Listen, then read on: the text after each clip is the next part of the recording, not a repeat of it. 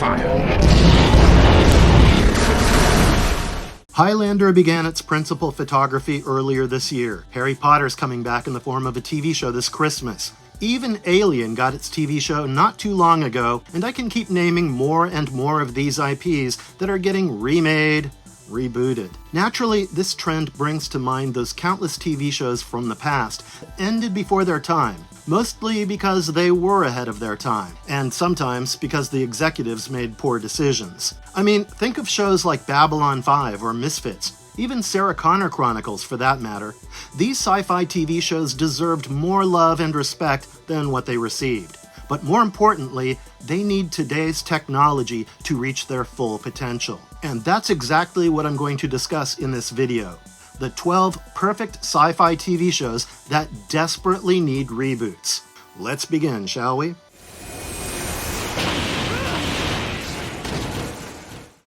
Terminator, the Sarah Connor Chronicles, 2008 to 2009. Terminator, the Sarah Connor Chronicles deserved better, and anyone who's watched the show and says otherwise is probably pretending. Now, timeline-wise, the show picks up after Terminator 2 Judgment Day and ignores Terminator 3, which only meant that it wanted to reset things, but without throwing away what actually worked. We follow Sarah Connor, played by Lena Headey, and a teenage John Connor, played by Thomas Dekker, as they stay on the run, still trying to stop Skynet before it ever takes shape. But they don't only give a knee-jerk this time around, and instead, they go on the offensive. With them is Cameron, a female Terminator played by Summer Glau, and she's definitely not your standard Terminator. She protects John, but there's always that question in the background, like how much of her is actually predictable? Anyway, the big move comes when they jump forward to 2007. The show completely used this core idea to build tension, expand the lore, and from there, the show took its time with the characters. But the major issue here was not the show or its story, but some real-life events. TSCC premiered strong. We're talking 18.3 million viewers for the first episode. That's huge. But then, by the season 1 finale, it had hit 7.12 million viewers only, which is less than half the views on the pilot. Season 2 didn't recover the show either, as it opened at a meager 6.33 million views, which was a third of the pilot. Seeing the drop in numbers, they moved the show to Fridays. And if you know TV, you know that's the death slot. The result was that the viewership dropped to 2.9 million. So despite a loyal fan base, the network pulled the plug on May 19, 2009. Now, fans did try to bring it back. There were talks about moving it to Sci-Fi or even finishing the story through movies, but yeah, nothing worked out. The show ended with John jumping to the future and finding Kyle Reese, with no one knowing just who he is, which meant somehow he erased himself from the war he was supposed to lead. Now, this was an interesting setup, with lots of unexplored ground to cover, and while the show was dead in the water, the Terminator franchise is not. Sarah Connor Chronicles still has a lot of potential if they choose to reboot it.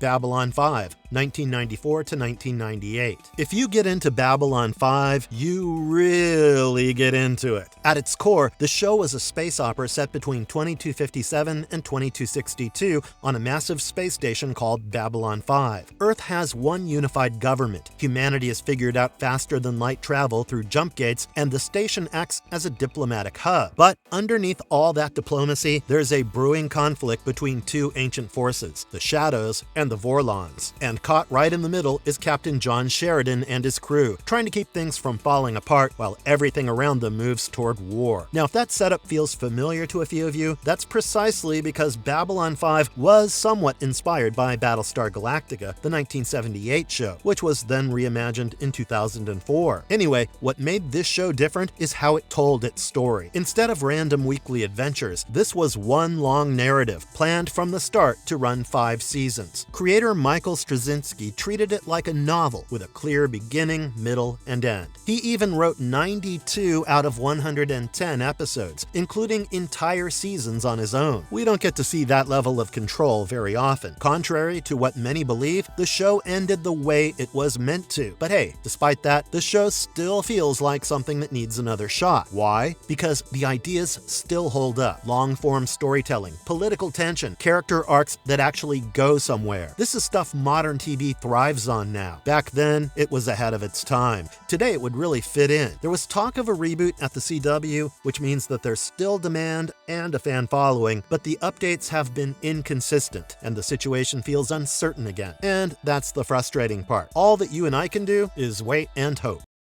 Firefly, 2002. Does anyone know Joseph Hill Whedon? Well, wait, let me introduce you in a manner you'd understand. Does anyone know Joss Whedon? Yeah, the same guy who wrote and directed films like The Avengers and Age of Ultron, and also made shows like Buffy the Vampire Slayer. Well, he's the man who held the reins of Firefly as well, which should tell you how awesome Firefly could have been if all the executive interference didn't happen. Now, Firefly is the textbook example of a lost opportunity, and it all happened because of one stupendously stupid Fox decision. The show follows a crew of smugglers on a spaceship called Serenity, led by Malcolm Reynolds, played by Nathan Fillion. It's a sci-fi western, which is not something you come across very often, and that's already a plus if you ask me. You've got a group that ranges from dangerous to oddly charming, all tied together by their past, including Mal's history with a failed rebellion. That's crucial to the show because it helps in shaping how he sees the world and how he treats his crew. Oh, and speaking of the crew, they were the heart of the show. It wasn't so much about the missions or the fights as it was about its people. But as I was saying, the show was doomed because of Fox. You see, Fox never gave the show a fair shot. Instead of airing the pilot first, which was meant to introduce the world and the characters, they pushed it to the end, which is like TV show 101. But the great minds at Fox, well, they opened with The Train Job because it had more action, wrongly believing that action trumps world building. From there, they shuffled episodes around, gave in to surface-level appeal, and ignored the slow build that the show needed. So audiences had no clear idea what they were watching. And then, of course, ratings dropped. It aired on Friday nights, which already tells you how this was going to go. Only 11 out of 14 episodes even made it to air before the show got canceled. But once the show came out on DVD in the correct order, people finally saw it as intended, and suddenly the world made sense, the characters felt sympathetic, and a cult following formed almost overnight. We did get the film Serenity in 2005 as something of a closure, and right now an animated show is in development. But my point is that it still needs to be rebooted into a proper live-action show because the original never got the runway it needed. The demand is still there, the world still has the potential to work, and if handled right, this story could finally breathe the way it was meant to. But most importantly, we damn well need and deserve a Western sci-fi show.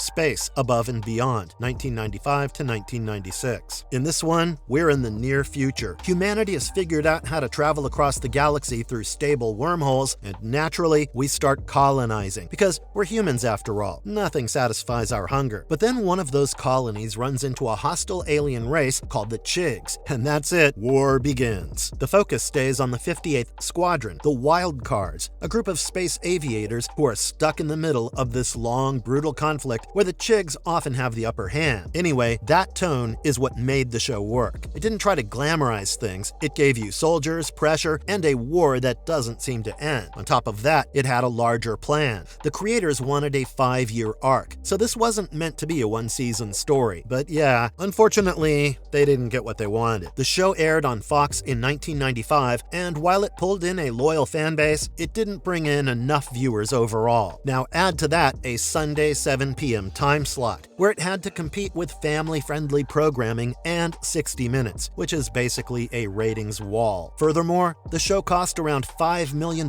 per episode. For a network still trying to find its footing, that's a big ask. So after one season of 23 episodes, Fox pulled the plug. So why are we still talking about Space Above and Beyond? Well, that's only because it had direction. It had characters you could follow through a long war and not random missions. It felt like it was building towards something bigger, and that's exactly why it needs a reboot. They can maybe pick up years later, bring back veterans, introduce new pilots, and let that war with the Chigs play out the way it was meant to. But because one season was never the full story.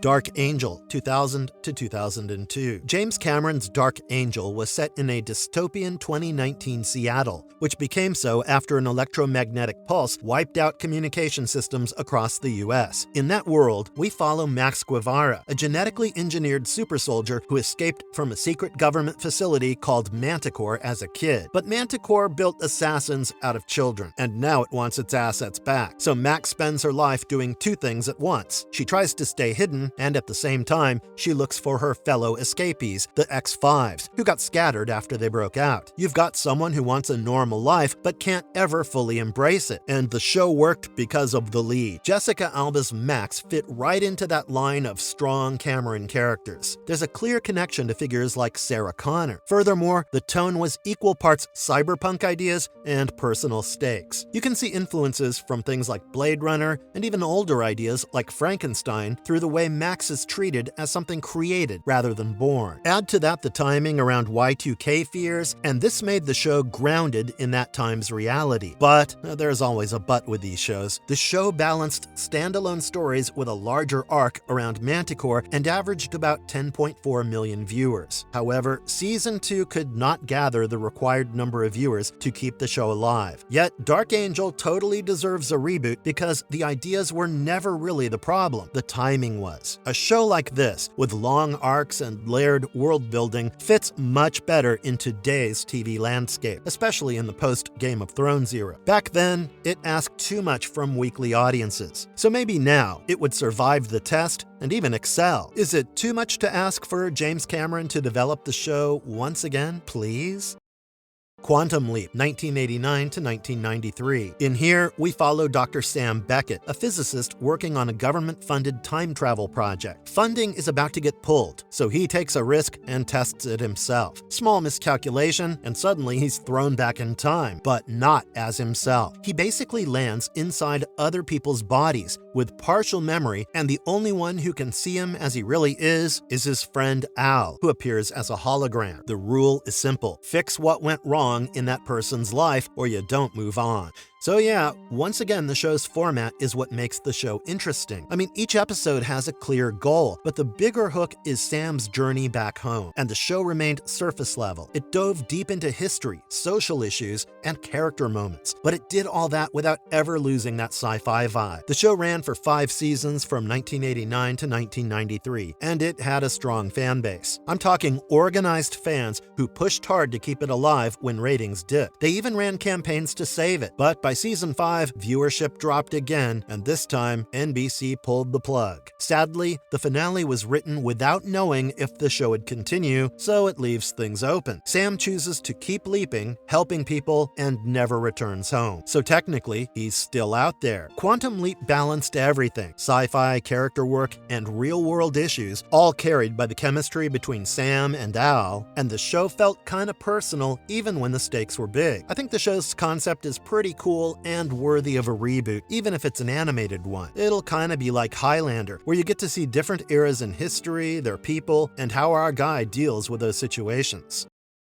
Sliders, 1995 to 2000. Sliders centers around Quinn Mallory, a college genius who builds a device that lets him slide between dimensions. He doesn't go alone, though. With him are Professor Arturo, Wade Wells, and Rembrandt Crying Man Brown. Each jump takes them to a new version of Earth, and the fun part is how small changes lead to big consequences. One world has flipped gender roles, another has its history entirely rewritten, and so on and so forth. So the show uses these alternate realities to reflect back on our own. And basically, the show is all about what-if questions. The idea is flexible, smart, and it gives you something new each episode while still pushing the group toward one goal: getting home. But behind the scenes, things were not so rosy. There were disagreements about the direction. Some wanted thoughtful, slower stories, others wanted more action, and all this led to major exits. Furthermore, production costs rose after moving from Vancouver to Los Angeles, and with that,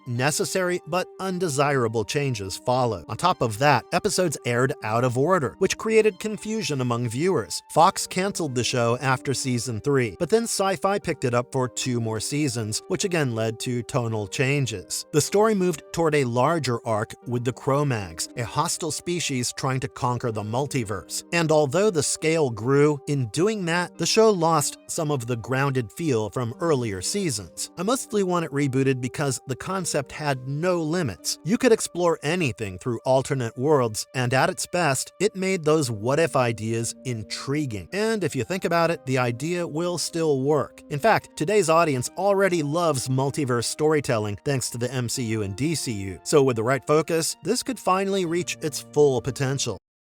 Farscape, 1999 to 2003. We follow John Crichton, an astronaut who ends up in a completely alien part of the universe. And when I say alien, I mean it. This world was strange, unpredictable, and at times, excruciatingly uncomfortable. The crew around him included beings brought to life not only by actors, but also by puppetry from the Jim Henson Company, which gave the whole thing a distinct identity and taste. Furthermore, the tone was also more mature than its contemporaries and peers. Farscape never really wanted to have the optimism of something like Star Trek. Instead, it focused on survival, conflict, and relationships under pressure. Anyway, this approach is what made it work. It had a clear direction, and more importantly, it had a plan. The creators mapped out a 5-season arc, so everything builds toward something bigger. But it did not pan out well for Farscape. The show ran for 4 seasons with 88 episodes, and then ended on a major cliffhanger because season 5 was reportedly already planned. However, Farscape fans have been some of the hardiest ones, and they haven't let it go. Because of their efforts, instead of a full season, we got a 2-part miniseries, The Peacekeeper Wars, in 2004. So yeah, the show technically gets an ending, but you can still feel what's missing. Rebooting it would be a good idea because Farscape didn't look or feel like anything else at the time. The world building, the aesthetic, the characters, all of it was one of a kind, and I'm sure that it would still feel unique even today. They don't have to redo it, maybe they can just continue it, you know? If I'm being honest, the universe still has room to grow, and with how much time has passed, there's plenty of space to explore what comes next.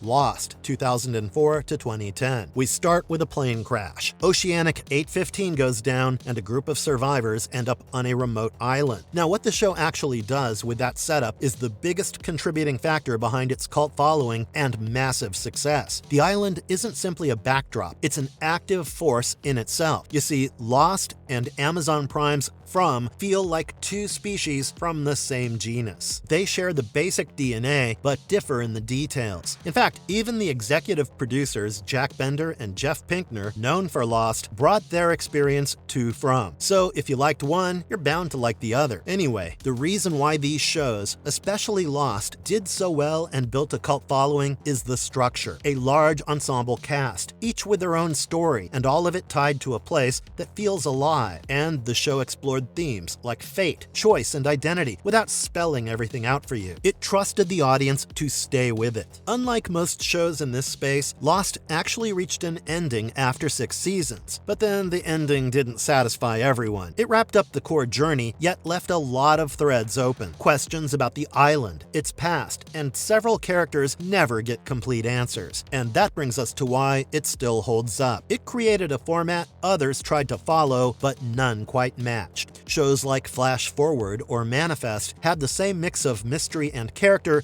yet Lost had its grip on both at the same time. It balanced a high-concept idea with personal stakes in a way that felt consistent. Now, does it need a reboot? Not in the usual sense, but maybe a season 7? What say you? The show itself already set that up. Many characters had children connected to the island, and those kids would now be adults. I don't remember who I am. John Doe, 2002 to 2003. John Doe begins with a man who wakes up on an island near Seattle with no memory of who he is. No past, no identity, nothing to hold on to. But the curious thing is that he knows everything else. History, science, obscure facts, all of it. So he names himself John Doe and starts working with the Seattle police, and uses that knowledge to solve crimes while also trying to figure himself out. Meanwhile, there's this shadowy group, the Phoenix Organization, organization that's watching him from a distance. Now, what makes it work is the simplicity of the entire thing. You get bits of procedural storytelling with a larger mystery, and it keeps both these genres active. Each case helps someone else, but it also nudges John closer to his own truth. That balance keeps things moving without losing focus. But then, the show never got the chance to pay it off. Fox shifted its time slot, and the next thing you know, the whole thing lost its momentum. It ended after 21 episodes, right when the finale reveals John's identity and sets up what comes next. And then, nothing. The creators later explained where the story would go, but we never see it happen on screen. And that's why this one should be brought back. This show, like many others, was ahead of its time. A mystery built around identity, information, and control. Now imagine that concept today, in a world where access to information affects everything. That Phoenix organization angle suddenly feels more real than fiction. Earth 2, 1994 to 1995. Earth 2 is one of those shows that tells you most of its plot through its title itself. And no, I don't really see that as a bad thing. So what's the plot really about? Well, we're in a future where Earth is no longer habitable, so humanity pretty much survives on space stations. Adding to the plethora of problems that come with living on space stations is this illness called the syndrome. So okay, there's an illness, but people must be working to find a cure, right? Wrong. The government refuses to even acknowledge it, let alone trying to find a cure. And this strange behavior from the authorities is what drives the plot. Seeing the apathy, a billionaire comes forward and funds the Eden Project, with plans to move to an Earth-like planet called G889. So we follow this expedition as they leave behind what's left of human life and try to build something new. So that's where the show finds its identity. It isn't only about survival. It digs into politics, power, control, and who gets to decide the future. You have a private mission driven by urgency and at the same time, a government with its own agenda. And then, once they reach G889, they realize they're not alone. There are already civilizations there, which once again hurts the entire equation. However, the show was canceled before it could expand on all those ideas. I don't know about you, but I can see the potential from a mile away. With today's scale and audience appetite for long-form sci-fi, this story could stretch, breathe, and actually pay off those tensions. Because right now, Earth 2 is definitely incomplete with a lot of potential. You tell me because I've got no idea.